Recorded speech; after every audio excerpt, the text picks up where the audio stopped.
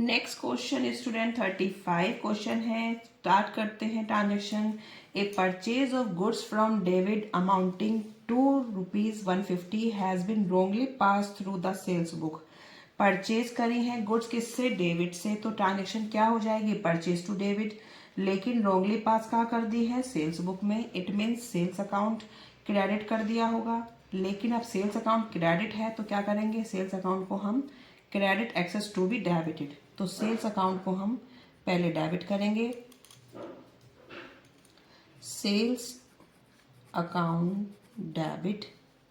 Purchase अपनी जगह पर शॉर्ट है, परचेज को डेबिट करेंगे। मैंने नरेशन डाल दी है, purchase of goods wrongly pass through the sales book. तो आप भी नरेशन इसी टाइप की डालना और साइड में नाउ रेक्टिफायर जरूर डाल देना। स्पेस उतना नहीं था तो मैंने नहीं डाला, लेकिन आप हर ट्रांजेक्शन में नाउ रेक्टिफायर जरूर मेंशन करना, ठीक है। तो जो ट्रांजेक्शन थी, अब सेल्स अकाउंट डेबिट में हम कितना अमाउंट डालेंगे? 150 एंड ये ट्रांजेक्शन में आ जाएगा डेबिट के में 300, ठीक है। सेकेंड देखते हैं। Credit sale of goods 120 to Peter has been wrongly pass through the purchase book. तो क्रेडिट सेल थी, गुड्स करी थी कितने की? पीटर को 120 की करी थी, ठीक है। तो क्रेडिट सेल की क्या ट्रांजेक्शन होती है? पीटर टू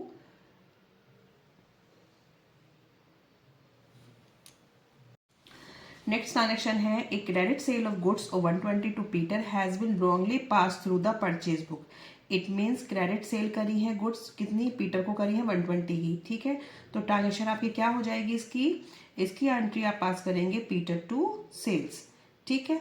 लेकिन हैज बीन रॉन्गली पास दो परचेज बुक किस में ट्रांसफर कर दी है? परचेज बुक में।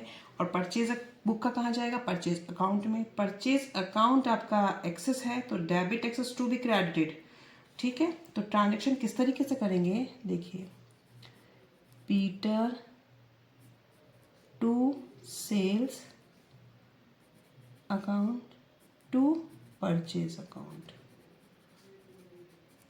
परचेज बुक में रिकॉर्ड कर दी तो परचेज अकाउंट डेबिट में किया होगा तो debit excess to be credited. Sales account अपनी जगह पर शॉर्ट रह गया और पीटर भी अपनी जगह पर शॉर्ट रह गया। तो अब अमाउंट किस तरीके से आ जाएगा?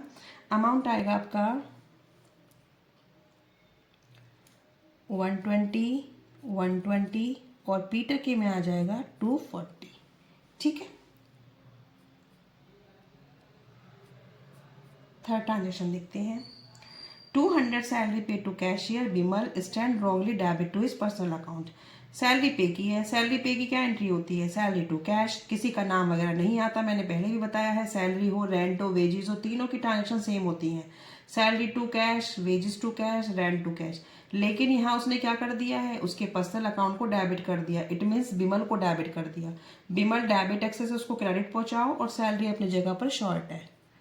Salary account debit to Bimal. Amount कितना है? 200। ये भी बिल्कुल सिंपल है ट्रांजेक्शन। नेक्स्ट देखते हैं। Credit sale of 4230 to Kishan entered as purchase from Kishan 4320। Sale करी थी क्रेडिट की किशन को, तो एंट्री क्या होती? Kishan to sales. एंटर कर दिया किसमें? परचेज टू किशन, ठीक है। अब देखो, किशन अपनी जगह से हमने किशन को क्या किया होगा? क्रेडिट, उसको डेबिट लेके आओ। किशन डेबिट जाएगा, किशन अपनी जगह पर शॉर्ट रह गया, तो ट्रांजेक्शन अच्छी है ये। किशन